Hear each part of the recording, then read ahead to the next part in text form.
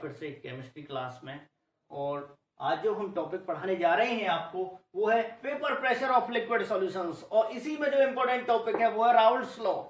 ठीक, तो इससे क्वेश्चन भी आता है आपका एग्जाम में। और ये क्या होते हैं इसके बारे में बताते हैं हम। लिक्विड सॉल्यूशंस के बारे में बताया, लिक्विड सॉल्यूशंस। तो देखिए सॉल्यूट आपका, सॉल्यूट और सॉल्वेंट से मिलके क्या बनता है, सॉल्यूशन। तो सॉल्यूट लिक्विड हो सकता है, लिक्विड, और ये भी लिक्विड। लिक्विड सॉल्यूशंस की बात है तो सॉल्वेंट तो लिक्विड रहेगा ही रहेगा। दूसरी कंडीशन हो सकती है सॉलिड, सॉलिड और ये लिक्विड। तो दो केस हो गए, एक तो लिक्विड लिक्विड वाला लिक्विड सॉल्यूशंस हो गया, एक सॉलिड लिक्विड वाला। तो सॉलिड भी कौन सा, non volatile, non volatile, non volatile, non volatile solid ले सकते हैं इसमें। और ये दोनों क्या होंगे, वोलेटाइल। ये दोनों क्या है, वोलेटाइल। ठीक, तो दो केस हैं, दोनों की स्टडी करेंगे हम। दोनों के वेपर प्रेशर देखेंगे और दोनों के लिए ही हम राउल्ट्स लॉ निकालेंगे। ठीक, तो देखिए बच्चों, ये फर्स्ट केस हो गया और ये सेकंड केस हो गया। दोनों के लिए पहले फर्स्ट के लिए देखते हैं लिक्विड लिक्विड सॉल्यूशन। सॉल्यूट और सॉलिड दोनों क्या है, इसमें लिक्विड है। ठीक है बच्चों, देखिए इसको रफ किए देते हैं क्योंकि आगे की कहानी फिर बढ़ेगी यहीं से। तो देखिए ये क्या है, ये है वेसल है कोई भी।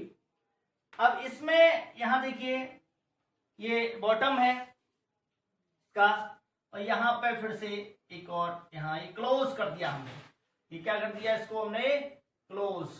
यहां पर दो सॉल्यूशंस लिए, ये लिक्विड लिक्विड का सॉल्यूशन लिया हमने, दो कंपोनेंट, एक सॉल्वेंट वो भी लिक्विड है, ठीक, और वो क्या है, वोलेटाइल, वोलेटाइल। ठीक, इसको ए मान लिया, ज्यादा अमाउंट में होता है उसको ए मान लिया। ठीक, दूसरा है सॉल्यूट, दूसरा है सॉल्यूट, इसको बी मान लिया। ठीक, ये भी क्या है, लिक्विड, ये भी क्या है, लिक्विड, और ये भी क्या है, वोलेटाइल। दोनों की वेपर बनेगी। मान लीजिए मैंने 80 डिग्री सेल्सियस पर मैंने कांस्टेंट टेम्परेचर कर दिया। कांस्टेंट टेम्परेचर है, कुछ ना कुछ तो वेपर बनेगी। वोलेटाइल का मतलब जिसकी वेपर बने, वाटर है, ठीक है, वो एग्जांपल आप समझ सकते हो, जैसे वाटर है उसकी भी वेपर बनती है, और इथेनॉल है, इथेनॉल उसकी भी वेपर बन सकती है। ठीक, तो ऐसे लेंगे हम लिक्विड जिनकी दोनों की वेपर बने, दोनों ही वोलेटाइल हो। तो यहां देखिए मान लीजिए ये इस टाइप से मैं इसको शो कर रहा हूं, ये वेपर है, वेपर भी दोनों की बनेगी, और वेपर बनेगी तो वो वेपर प्रेशर लगाने लगेगी किस पर, लिक्विड की सरफेस पर। ठीक, तो यहां जो वेपर बनेगी वो दोनों की बनेगी, सॉल्वेंट और सॉल्यूट। तो जो वेपर प्रेशर है, एक का वेपर प्रेशर, एक ही वजह से जो वेपर प्रेशर लगेगा उसको मानता हूं मैं पीए, यानी partial vapour pressure of a component. और दूसरे की वजह से, बी की वजह से जो लगेगी, जो प्रेशर यूज होगा यहां पर, बी जो कंपोनेंट है वो जितना प्रेशर लगाएगा, ठीक है, बी कंपोनेंट की वेपर जितना प्रेशर लगाएगी उसको बोलेंगे हम क्या, ये प्रेशर लग रहा है partial pressure, vapour pressure of b, partial vapour pressure of a component. Clear. तो इसमें होगा क्या, देखिए अब इसको ऐसे देख सकते हैं हम कि ए कंपोनेंट है वो किस पे डिपेंड करेगा, ए की जो वेपर है वो किस पे डिपेंड कर देगी, इस पे मोल फ्रैक्शंस। क्लियर। जितने ज्यादा मोल फ्रैक्शन होंगे जिस कंपोनेंट के, उतना ज्यादा वेपर बनेगी, उतना ज्यादा प्रेशर बनेगा उसका। क्लियर। तो हम ये कह सकते हैं कि eight at a given temperature at a given temperature the partial vapor pressure at a given temperature for a solution of volatile liquids, the partial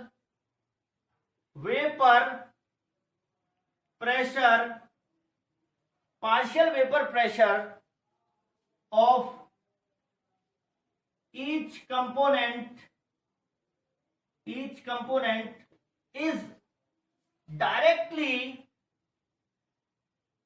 proportional to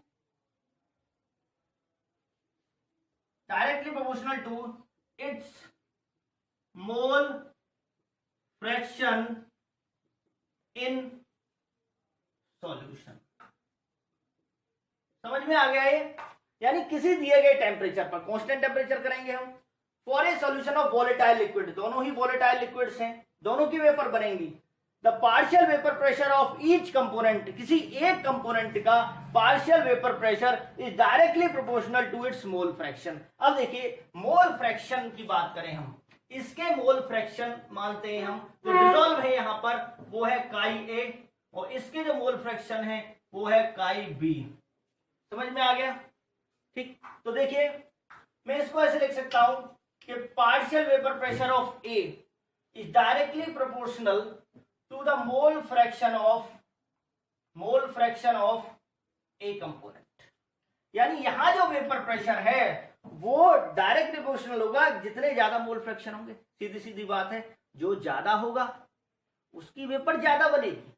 ठीक, और इसको जब आप ओपन करेंगे तो क्या आएगा, p A is equal to, यहां इसको हटाएंगे तो पी नॉट ए काई ए, यानी मोल फ्रैक्शन ये आता है। ठीक, क्लियर? ये हो गया आपका ए कंपोनेंट के लिए। बी के लिए देखिए, अगर हम बी कंपोनेंट के लिए बात करें तो क्या हो जाएगा, partial vapour pressure of b component is directly proportional to mole fraction of B component, और partial vapor pressure of B component is equal to, अब खुद ही बताइए, यहां P नॉट A है तो वही कहानी फिर से दोहराई जाएगी, P नॉट B काई B, यानी मोल फ्रैक्शन। क्लियर? ये हो गया दूसरा। समझ में आ गया बच्चों? अब देखिए कि यहां पर ये क्या है, ये कांस्टेंट वैल्यू है, ये जो आया है ये कांस्टेंट वैल्यू है, तो लिख सकते हो आप यहां, इसको हम रफ किए देते हैं। ठीक है, और अगर ये आपका तैयार हो गया हो तो इसको भी हम यहां से समझाने के लिए अभी रहने दो इसको।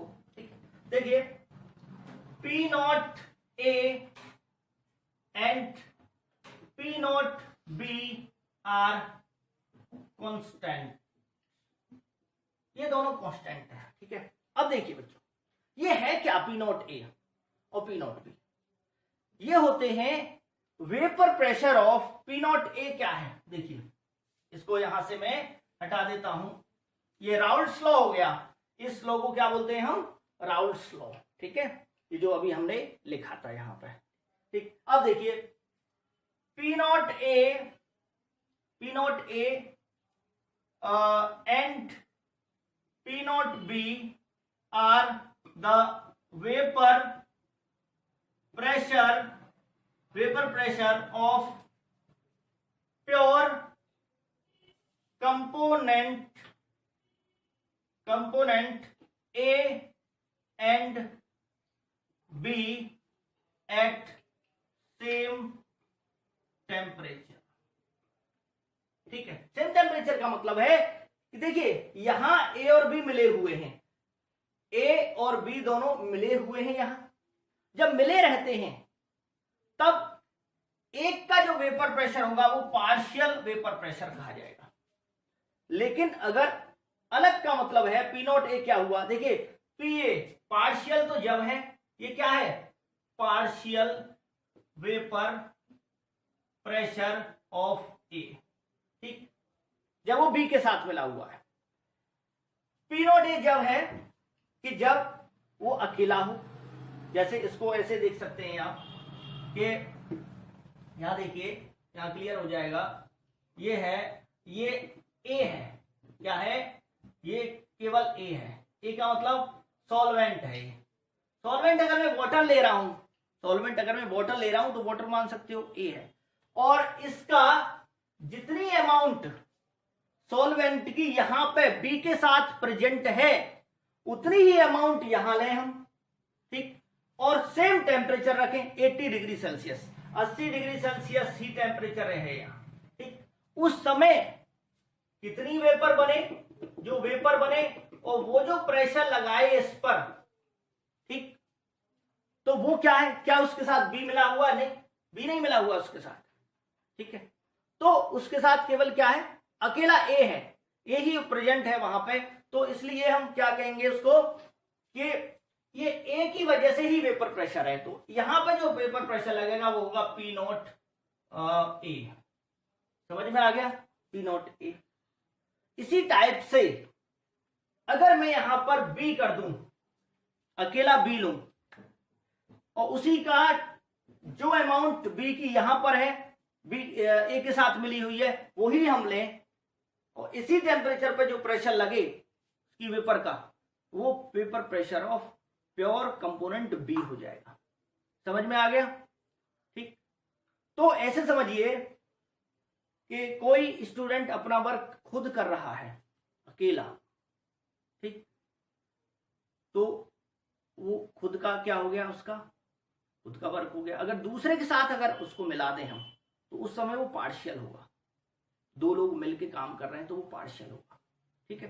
फर्क तो पड़ेगा दूसरे से, क्या यहां पर सेम रहेंगे, इसका ही अकेला है और ये यहां बी के साथ प्रेजेंट है, तो यहां दूसरे के साथ भी तो बॉन्डिंग बनेगी, तो क्या ये समान होंगे, नहीं, ये फर्क तो पड़ेगा। समझ में आ गया। तो पार्शियल वेपर प्रेशर और प्योर कंपोनेंट का वेपर प्रेशर, ठीक है, वो अलग अलग होंगे, ठीक है, वो केवल आइडियल कंडीशंस में ही सेम हो सकते हैं।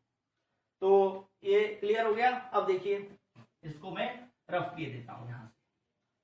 अब देखिए बच्चों कि अगर हम टोटल देखें कि टोटल वेपर प्रेशर कितना हुआ, ये आपका ये वेसल है, ठीक है, इसमें ये दो कंपोनेंट हैं, कौन कौन से, दो कंपोनेंट हैं यहां पर, ठीक, कौन कौन से कंपोनेंट हैं, ए है प्लस बी है, ठीक, दोनों की वेपर यहां बनी, ये हो गया P A, partial vapour pressure of A, partial vapour pressure of B, ठीक, दोनों की वेपर बनी। अगर टोटल वेपर प्रेशर की बात करें हम कि टोटल वेपर प्रेशर कितना है, तो क्या करेंगे, टोटल वेपर प्रेशर दोनों को प्लस करेंगे ना, ये और ये दोनों की वेपर जितना प्रेशर लगाएगी वो हो जाएगा, तो P टोटल, या इसको हम P solution, vapour pressure of solution, तो दोनों ही कह सकते हैं इसको, क्या हो जाएगा, पार्शियल, देखिए दोनों का जोड़ने से, ठीक, समझ में आ गया, दोनों का ऐड हुआ इसमें, तो P A plus P B, इसको भी पी ए प्लस, दोनों के पार्शियल वेपर प्रेशर को क्या कर देंगे, सम कर देंगे, ठीक। तो कैसे समझ लीजिए, और या इसको हटा दीजिए, एक ही रहने दीजिए इसको, pressure of vapour pressure of solution, ठीक। अब देखिए इसकी वैल्यू रख दीजिए बच्चों, पी नॉट ए और काई ए plus P naught B chi B, ये हो गया, समझ में आ गया। अब देखिए दोनों ही वोलेटाइल हैं, तो यहां पे क्या होगा कि पी नॉट ए काई ए को मोल फ्रैक्शंस का आप जानते हो, it is very easy for you, सब जानते हो आप, सारा ज्ञान हमारे अंदर है, ठीक, समझ में आ गया, बस उसको समझने की जरूरत है। सारा ज्ञान जो होता है हमारे अंदर होता है, जैसा विवेकानंद जी ने कहा है कि सारा ज्ञान हमारे अंदर है, बस उसको जागृत करने की, अपने मन में झांक कर देखने की जरूरत है। तो देखिए, क्योंकि आप पढ़ भी चुके हो उसको, तो mole fractions of A plus mole fractions of b is equal to 1। इसको एक टर्म में यूज कीजिए, तो mole fraction a 1 minus mole fraction of b, ऐसे लिख सकता हूं। ठीक, अब ये आप जानते हो, वैल्यू रख दीजिए इसमें वैल्यू रखिए। देखिए मैं यहां पे ले आया हूं इसको, P solution P naught A, ठीक, 1 minus mole fractions of B plus P naught B chi B, ये हो गया। ठीक, अब देखिए, अब इसको ओपन कर दो आप। ठीक, अब इसको यहां से हम रफ कर रहे हैं, ये वैल्यू मैंने, अब देखिए pressure of solution, vapour pressure of solution, ये प्योर कंपोनेंट, इसकी मल्टीप्लाई करो, p naught a minus p naught a chi b mole fractions of B plus P naught B chi B, ये हो गया। अब देखिए, अब क्या करने जा रहा हूं मैं, पी नॉट ए को बाहर ले ली, यहां से हमने क्या किया, इसको कॉमन ले लिया, ठीक, प्लस इन दोनों में कॉमन क्या है, काई बी को यहां से कॉमन ले लीजिए, ऐसे कीजिए। ठीक, और थोड़ा सा चेंज करते हैं, ये क्या हो गया, ये प्लस में है तो क्या हो जाएगा, पी नॉट ए कॉमन ले लिया हमने, तो क्या हो जाएगा, P naught B minus p naught A, ठीक, यही हो जाएगा। इसको जब आप ओपन करेंगे तो इतना आना चाहिए, समझ में आ गया बच्चों? ठीक, क्योंकि ये प्लस में वैल्यू है, क्लियर, तो प्लस में वैल्यू है, तो यहां पे क्या आ जाएगा, P naught B minus p naught ए, ये इतना है। अब इसको हम कैसे क्लैरिफाई करेंगे बच्चों, देखिए यहां पर इसको हम प्लॉट करें, अगर ग्राफ बनाइए, बहुत इजी है, ठीक है। देखिए ये वेपर प्रेशर, अगर मैं कहता हूं पी सॉल्यूशन, ठीक है, तो y is equal to m x plus c, ये इक्वेशन बन गई। m क्या है, स्लोप है यहां पर, PV not minus PV not a, ये मोल फ्रैक्शन ऑफ बी है। तो हम पूरे सॉल्यूशन के वेपर प्रेशर को किसी एक कंपोनेंट के मोल फ्रैक्शंस के साथ रिलेट कर रहे हैं, यानी टोटल जो सॉल्यूशन है मैं बी के साथ रिलेट कर रहा हूं, ए के साथ भी कर सकते हो आप, ठीक है। यहां देखिए, तो यहां देखिए y क्या है, वेपर प्रेशर ऑफ सॉल्यूशन, तो ये लिख दीजिए वेपर प्रेशर ऑफ सॉल्यूशन का वेपर प्रेशर, ठीक। आगे देखिए, यहां पर ये x क्या है, मोल फ्रैक्शंस ऑफ बी, ठीक, मोल फ्रैक्शंस ऑफ बी।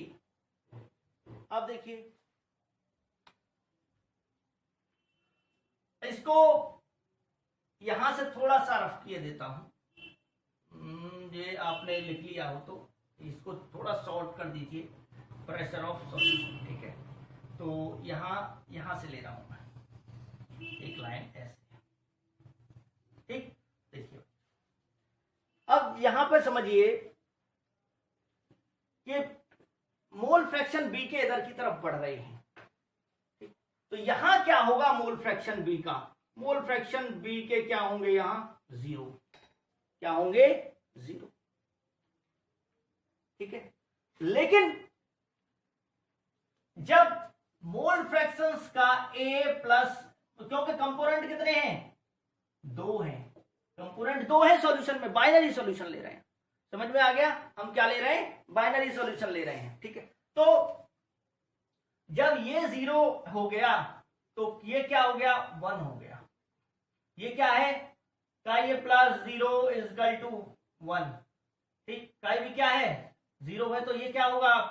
का ये इजकल टू 1। तो इस पॉइंट पे मोल फ्रैक्शन किसके होंगे? केवल ए के होंगे। किसके होंगे? ए के होंगे।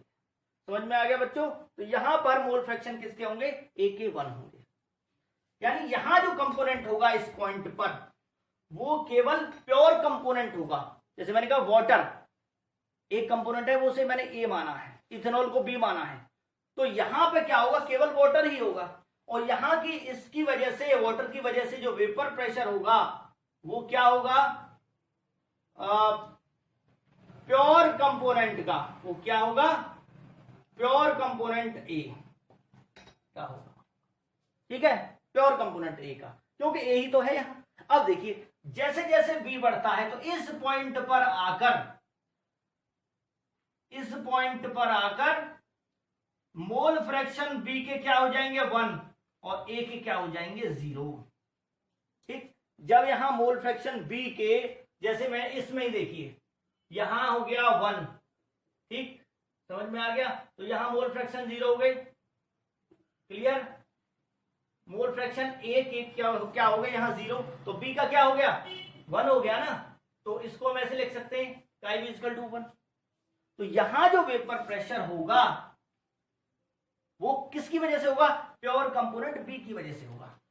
ठीक है, तो यहां पी बी नॉट। अब मैं इसको ऊपर क्यों लिख रहा हूं थोड़ा सा ऊंचा? इससे क्यों कि बी जो है मैंने ये माना है कि वो ज्यादा वोलेटाइल है, उसकी वेपर ज्यादा बन रही है थोड़ा सा। जैसे इथेनॉल है, उसकी वेपर थोड़ा सा क्या होती है? ज्यादा बनती है। क्लियर? उसकी वेपर थोड़ा ज्यादा बनती है, तो इसलिए उसको तो इसमें लिखाया मैंने। अब देखिए ग्राफ कैसे जाएगा। ये ए की वजह से यहां कम हुआ तो क्या हुआ? वेपर प्रेशर ए की वजह से क्या होता चला जा रहा है? कम। ये सीधी लाइन है, इसको थोड़ा सही कर लेना। क्या है? स्ट्रेट लाइन है। ठीक, अब देखिए ऐसी एक लाइन ये हो गई। अब बी की वजह से क्या हुआ? बी की वजह से बढ़ रहा है, तो बी का इधर इसको मिला दो यहां पे। ठीक, ये 2 लाइन समझ में आ गया? इसको भी थोड़ा सा सही कर लीजिए।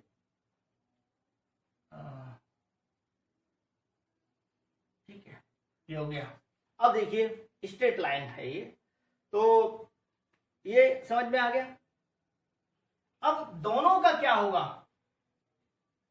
अगर हम दोनों को ऐड कर दें इसको, तो यहां पे क्या होगा? P solution. सॉल्यूशन का क्या हो जाएगा? Partial pressure of A plus partial pressure of B. देखिए मिडिल में इस पॉइंट पे प्योर कंपोनेंट ए है, इस पॉइंट पे प्योर कंपोनेंट बी है, लेकिन बीच में तो दोनों हैं।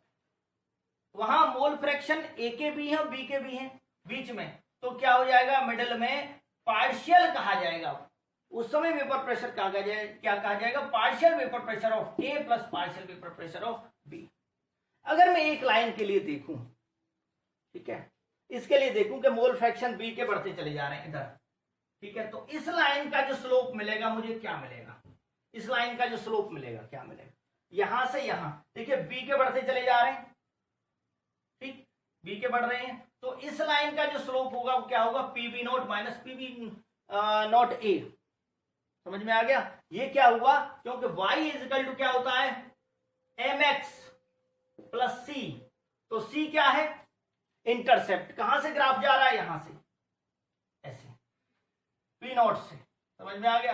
तो आप ये समझिए कि अगर एक लाइन की बात करता हूं, ये क्या हो गया? यहां से यहां तक ये इंटरसेप्ट हो गया पी नॉट। ठीक, समझ में आ गया? स्लोप क्या हुआ इस लाइन का? स्लोप बताइए, P B naught minus P A naught, ये स्लोप हो जाएगा इस लाइन का। ठीक, इस वाली लाइन का। क्लियर? तो इसको हम कहते हैं राउल्ट्स लॉ से हमने इसको डिफाइन कर दिया बच्चों। क्लियर? तो दोनों ही उस पर हम इसको एक्सप्लेन कर सकते हैं ये ग्राफ के अकॉर्डिंग। ठीक है ना? तो एक और केस है, अब इसको हम एक्सप्लेन, राउल्ट्स लॉ मैंने आपको बता दिया है क्या है। राउल्ट्स लॉ क्या कहता है, किसी भी कंपोनेंट का वेपर प्रेशर वो डायरेक्टली प्रोपोर्शनल होगा, किसी भी कंपोनेंट का जो वेपर प्रेशर है, वोलेटाइल लिक्विड्स के केस में 2 वोलेटाइल लिक्विड्स हैं, तो वेपर प्रेशर अगर मैं ए का निकालना चाहता हूं डायरेक्टली प्रोपोर्शनल होगा मोल फ्रैक्शंस ऑफ ए, ठीक है। ऐसे बी का निकालूंगा तो वो भी डायरेक्टली प्रोपोर्शनल होगा मोल फ्रैक्शंस ऑफ बी के। क्लियर? तो इसको मैंने यहां लिखा, देखिए partial vapour pressure of a is directly proportional to mole fractions of a, ठीक, वोलेटाइल लिक्विड के केस में किसी दिए गए टेम्परेचर पर। दूसरा इसका ये भी लिख सकते हैं, अगर मैं इसको ओपन करता हूं तो P A is equal to P A naught chi A, तो इसको ऐसे भी एक्सप्लेन किया जा सकता है राउल्ट्स लॉ को कि in the case of volatile liquids, in case of volatile liquids, लिख लीजिए इसको आप, ये तो नोट कर लिया होगा, आप स्क्रीनशॉट ले सकते हैं इसका, ठीक है बच्चों। और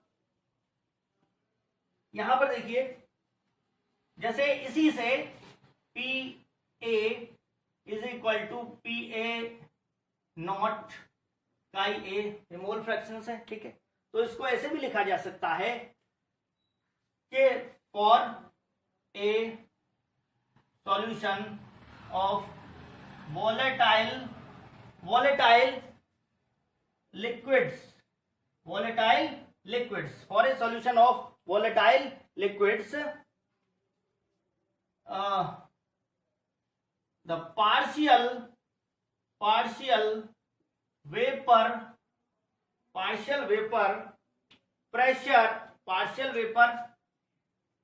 pressure of a component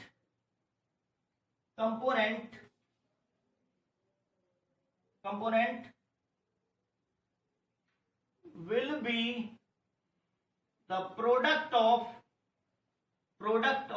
यहां प्रोडक्ट है, देखिए प्रोडक्ट ऑफ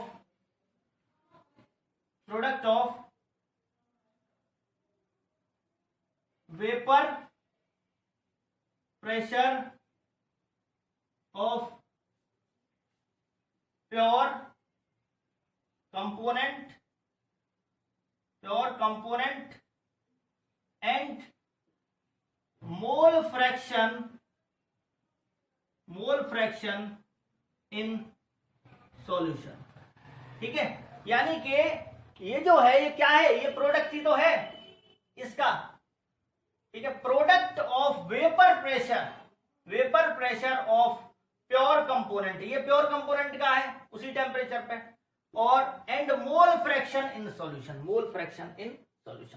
समझ में आ गया बच्चों? तो 2 तरीके से मैंने आपको राउल्ट्स लॉ बता दिया है, इसे क्या कहते हैं, RAOULTS, राउल्ट्स लॉ। और राउल्ट्स लॉ फ्रेंच साइंटिस्ट थे ये, ठीक है, और उन्होंने ये लॉ दिया था, फ्रैंकोइस मैरी राउल्ट्स, ठीक। तो इन्होंने इसको लॉ को दिया था, ठीक है बच्चों। तो इसमें 1886 में इन्होंने इस लॉ को दिया, ठीक है बच्चों। और ये जो है मैंने बताया है ये वोलेटाइल लिक्विड्स, ठीक है बच्चों। थैंक्स।